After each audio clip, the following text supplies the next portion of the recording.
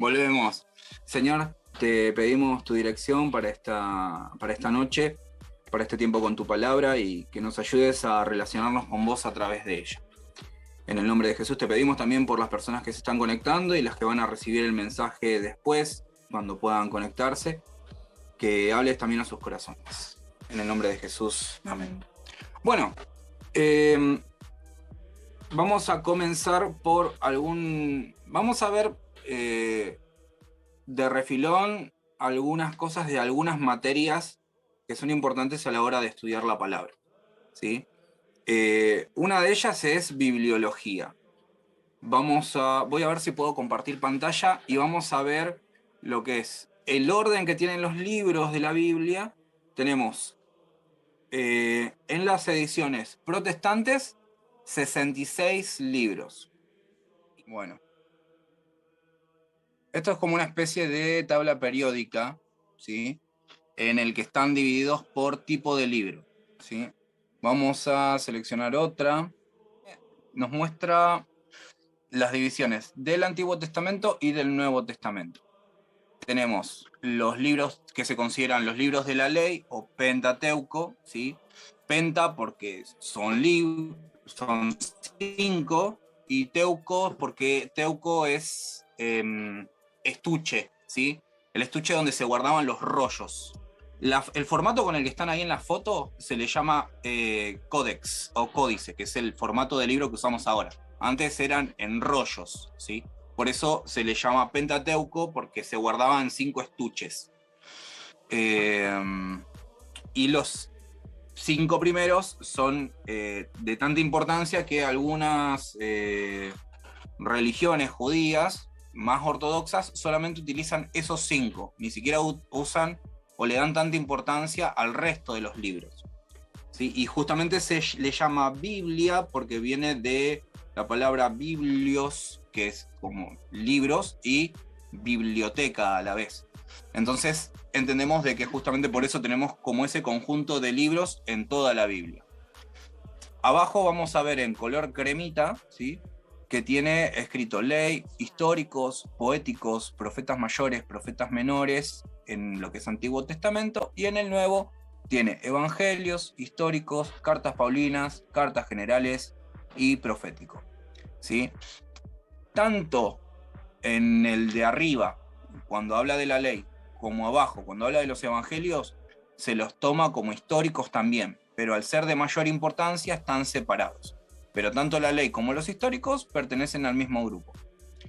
Los poéticos también se los conoce como poéticos o sapienciales, ¿sí?, que habla de sabiduría.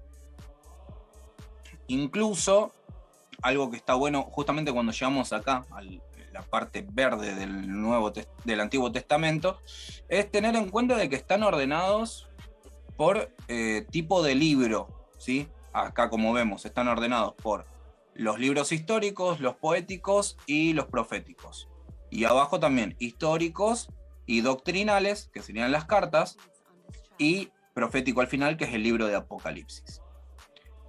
Entonces, algo importante es eso, están ordenados por tipo de libro y por cantidad de capítulos. Muchas veces no están en el orden histórico, ¿sí? Por ejemplo, tanto cuando vemos, termina acá en el Nuevo Testamento, después de Hebreos, ¿sí?, cuando empieza cartas generales, la carta de Santiago en realidad es, si ponemos por orden histórico, tendría que ir antes de Mateo, porque se escribe Santiago antes que Mateo. Es el primer escrito del Nuevo Testamento en lo que sería lo histórico.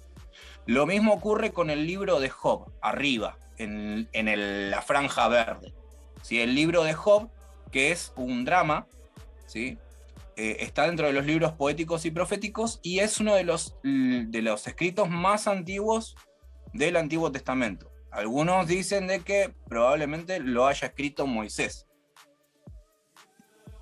como todos los libros del Pentateuco, ¿sí? La parte de lo que sería el Antiguo Testamento, vamos a ir principalmente de los 5 primeros libros. Lo que vamos a estudiar principalmente nosotros va a ser Génesis, y vamos a aplicar algo que también se ve como materia, ¿sí?, que es hermenéutica. Ahora estamos viendo un poco de bibliología, autores, ¿sí? Autores tenemos alrededor de 35 y 40 autores diferentes, ¿sí? Tenemos entre ellos profetas, guerreros como fue Josué, David, que fue pastor de ovejas, poeta, guerrero, profetas como Isaías, ¿sí? Pero casi todos en criterios generales, algo que se ve muy poco hoy por hoy, digamos de que eran gente bivocacional.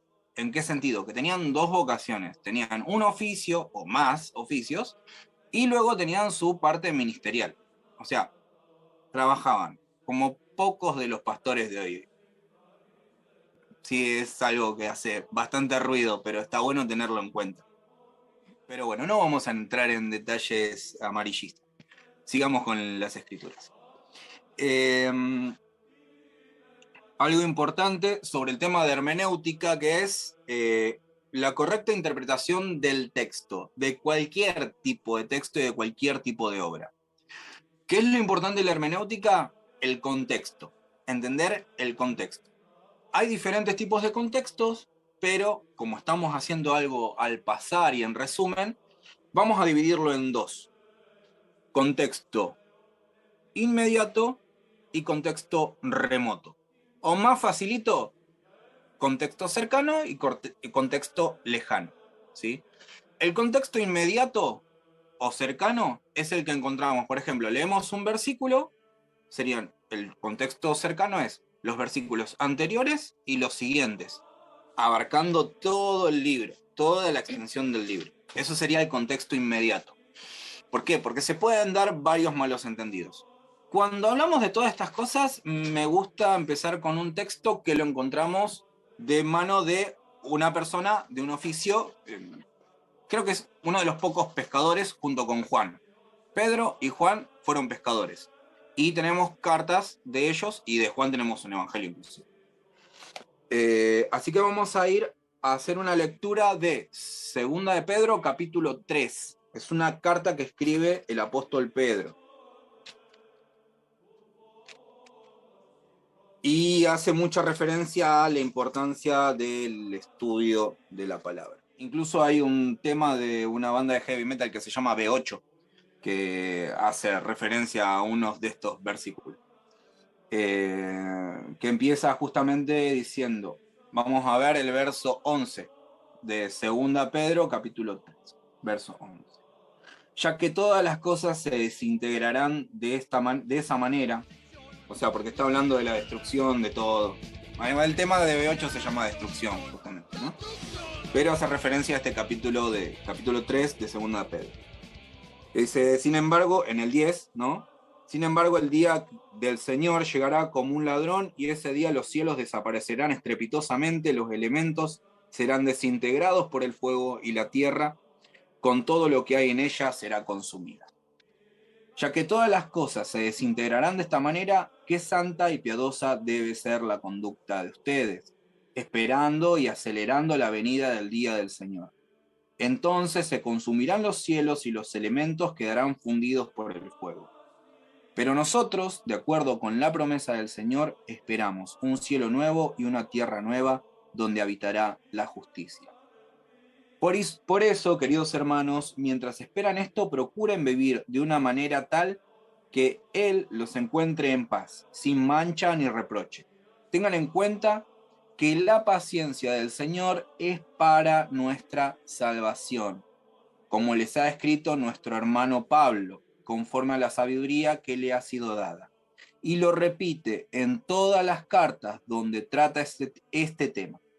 En ellas, en las cartas del apóstol Pablo, hay pasajes difíciles de entender, que algunas personas ignorantes e inestables interpretan torcidamente, como por otra parte lo hacen con el resto de las escrituras.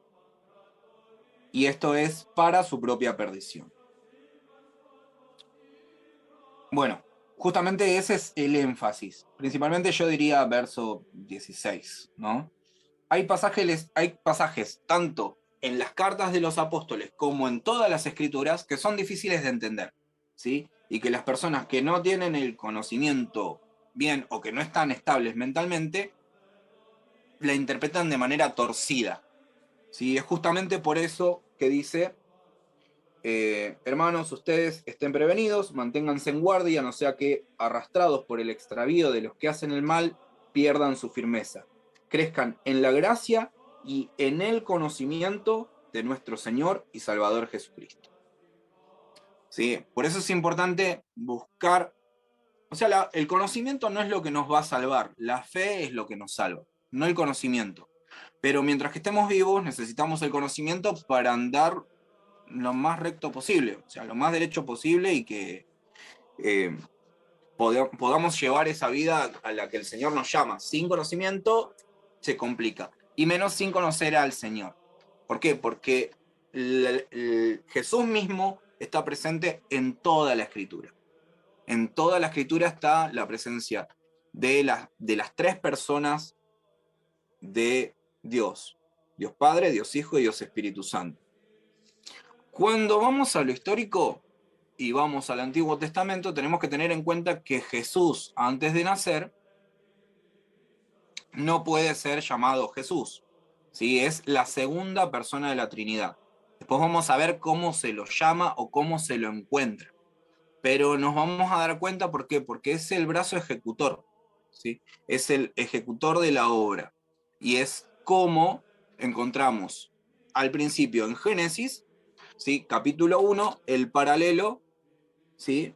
Que es el Evangelio de Juan, capítulo 1. Los dos empiezan de igual manera.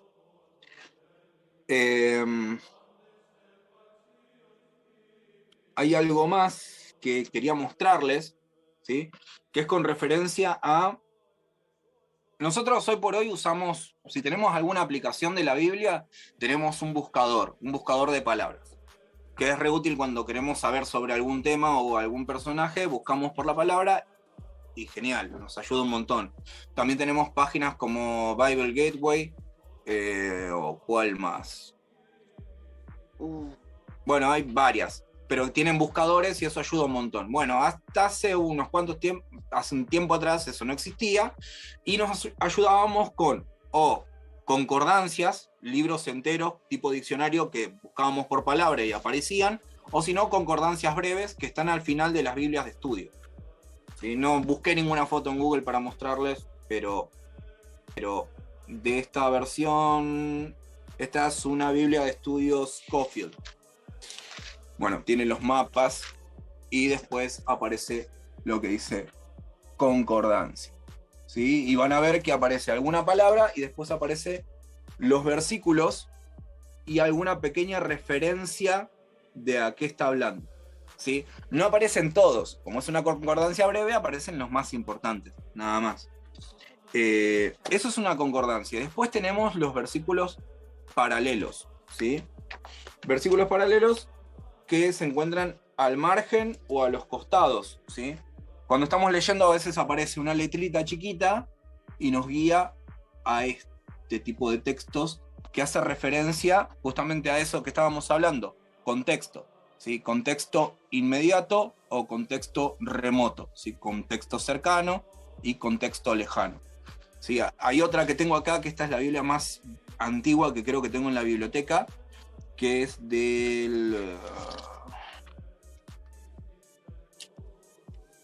es viejita. Al principio. Está al principio, ¿no? Sí, es de 1927, impresa en Londres. Y esta es una... no es Reina Valera 1960, que es la versión que más se utiliza, sino que es Reina Valera antigua. Pero tiene un montón de referencias. No sé si se llega a ver la cantidad de referencias que tiene en el medio, es excelente. Diría, 100 todas. Eso que nos muestra temas que aparecen acá y aparecen en otra parte de la Biblia.